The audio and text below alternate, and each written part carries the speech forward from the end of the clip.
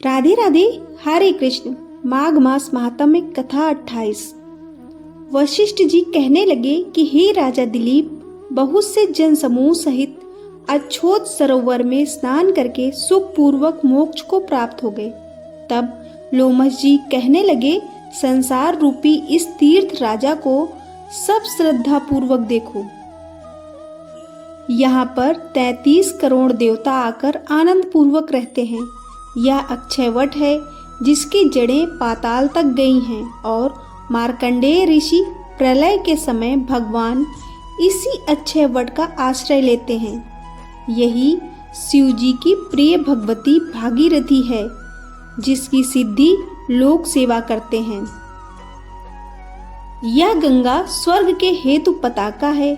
इसका जल पीकर मनुष्य मुक्त हो जाते हैं। हे मुनि, सभी प्राणी इस नदी को यमुना से मिली हुई पाते हैं। इसका संगम बड़े पुण्य से प्राप्त होता है।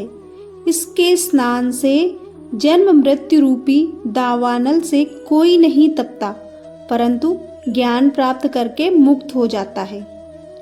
यहाँ पर स्नान करने से सभी प्राणी बिना ज्ञान के भी मुक्त हो जाते हैं। इसलिए ब्रह्मा जी ने यहाँ यज्ञ करने की इच्छा की थी। इसी संगम में भगवान विष्णु ने स्त्री प्राप्ति की इच्छा से स्नान करके लक्ष्मी जी को प्राप्त किया। यहाँ पर त्रिशूलधारी शिव जी ने त्रिपर दैत्य को मारा था और प्राचीन काल में उर्वशी स्वर्ग से गिरी थी तथा स्वर्ग पाने की इच्छा से यहाँ पर ही उसके स्नान करने से नहुष कुल के राजा ययाति ने वंशधर पुत्र प्राप्त किया। यहाँ पर इंद्र ने प्राचीन काल में धन की इच्छा से स्नान किया था और माया से कुबेर के सब धन को प्राप्त कर लिया था। प्राचीन काल में नारायण तथा नर ने हजारों वर्ष तक प्रयाग में निराहार रहकर उत्तम धर्म किया था। यहाँ से जयगाश्यप सन्यासी ने महादेव जी जैसी शक्ति वाले से विजय पाई थी तथा अणिमा आदि योग के अति दुर्लभ ऐश्वर्य प्राप्त किए थे। इसी क्षेत्र में तपस्या करके श्री भरद्वाज सप्त ऋषियों में सम्मानित हुए। जिन्होंने भी यहाँ स्नान किया सबको स्वर्ग की प्राप्ति हुई। इसलिए हमारे विचार से तुम त्रिवेणी में स्नान करो। इस स्नान से पहले किए हुए तुम्हारे सब पाप नष्ट हो जाएंगे और संपूर्ण वैभवों को प्राप्त हो जाओगे।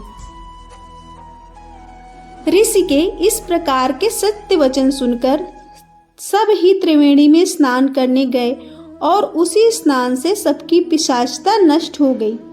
शाप से मुक्त होकर उन्होंने अपना शरीर धारण कर लिया। वेद निधि ने अपनी संतान को देखकर प्रसन्न चित्त होकर लोमश जी को संतुष्ट किया और कहा कि आपके अनुग्रह से ही श्राप से विमुक्त हुए। अब आप इन बालकों के योग्य धर्म को कहिए। लोमश जी ने कहा कि इस युवा कुमार ने वेदों का अध्ययन समाप्त कर लिया है, इसलिए इन कन्याओं के प्रीति पूर्वक कर कमलों को ग्रहण करें। तब लोमश जी तथा अपने पिता की आज्ञा से इस ब्रह्मचारी ने 5 कन्याओं से विवाह किया। इन कन्याओं के सब मनोरथ पूर्ण हुए। जिसके घर में माघ मास का यह मातम्य पूजा जाता है वहाँ नारायण ही पूजे जाते हैं। पुष्कर तीर्थ में, प्रयाग में, गंगा सागर में, देवालय में, कुरुक्षेत्र में तथा विशेष करके काशी में इसका पाठ अवश्य करना चाहिए। पुष्कर तीर्थ में ग्रहण के अवसर पर इसके पाठ का दुगना फल मिलता है और मरने पर वैष्णव पद को प्राप्त होता है। प्रेम से बोलिए लक्ष्मीपति विष्णु भगवान की जय।